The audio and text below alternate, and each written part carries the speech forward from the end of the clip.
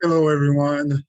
Dwight here, and I just wanted to just share a video with my 10 points, 10 things that I've learned during this EDU 250 experience. It has been truly a learning experience for me, something that I can convey as an instructor to my students. Uh, and I want to start my 10 things by stating that clearly the one thing that we should focus on is knowing our students. So the first thing is know your students, find out who they are, learn. I always task myself, no matter how large the class is, to learn their first names and connect those to their faces so that they feel like I'm making the effort to get to know them. Once I get to know them, then my second point, it'll help me know myself as an instructor, know what I can provide to them as not just content, but my genuine nature and passion for teaching. So, and this was enforced by what we learned in this experience. Know our students, know ourselves. Those are the two things that I aspire to follow as far as a teaching method.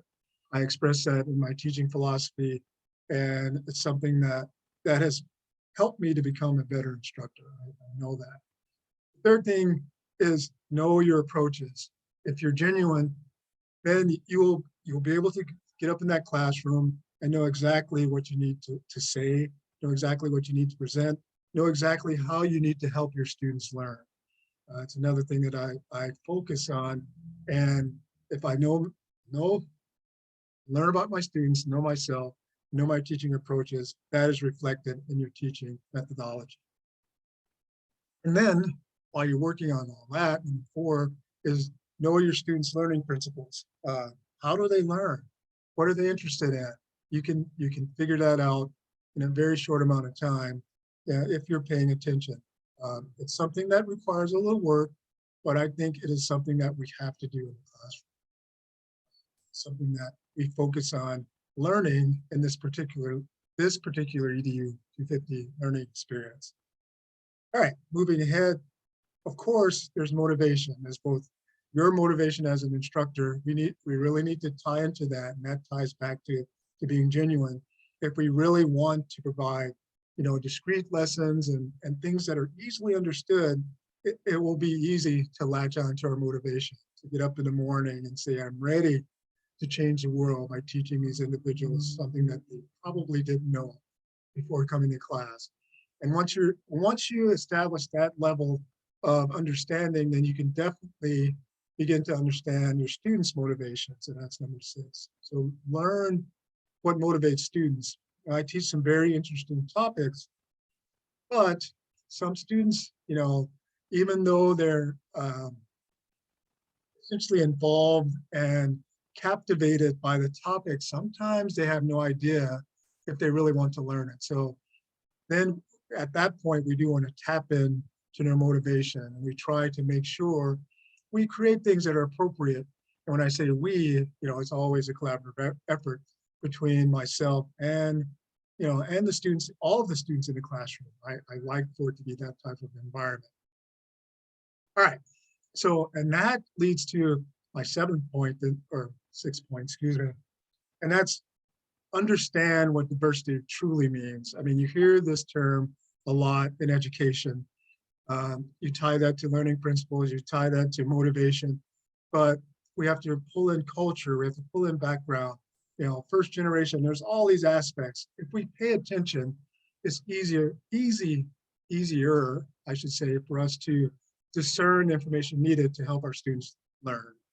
And that's once again is what I like to do. That's what I aspire to do in the classroom, excuse me.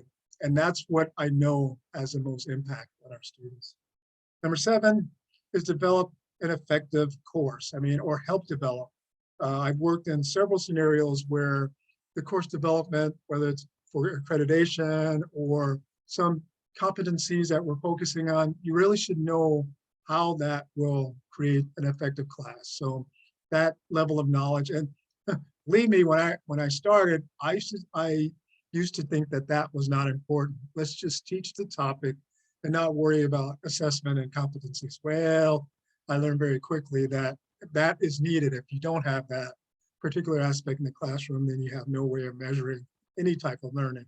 So yes, that is a part of our teaching models. All right. And then we learned about academic freedom and what that means and how that can, at some point, even distract from our teaching methodology. Understand the difference between how academic freedom can be used. And this was something that I really appreciate, because it was something that, once again, I would hesitate to think that would be of any importance while we're trying to instruct our students. But yes, academic freedom and what it means in the classroom and what it means for your students, what it means for yourself, is something that we really need to revisit as we continue to learn about that. And then my final point, what I've learned and what I've basically grasped as far as enhancement in my teaching as I continue to learn to be a better instructor, is make sure you're there to teach, not to showboat or focus on something that you may be interested in. You're there to help those students learn. And that's, to me, is what teaching is all about. When we can aspire to get in front of those individuals and say, I am your instructor, I am here to teach you if you're willing to learn.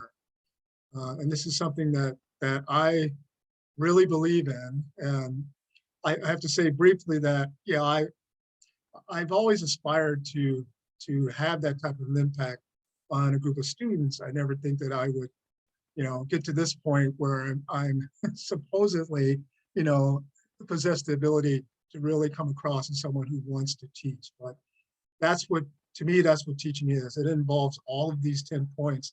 And if we can continue to, not just with this course, but learn how we can use all of these to aspire to be a great instructor, a great teacher, then we will be. And I think at that point, it will be an effective learning environment for all types of students. That's my 10 points. I really and truly appreciate the opportunity to learn more about my instruction. And I hope that I'll be able to develop a prowess in teaching that no matter what class I teach, well, hopefully it's a topic that I know, then I will be effective for those students. Thank you.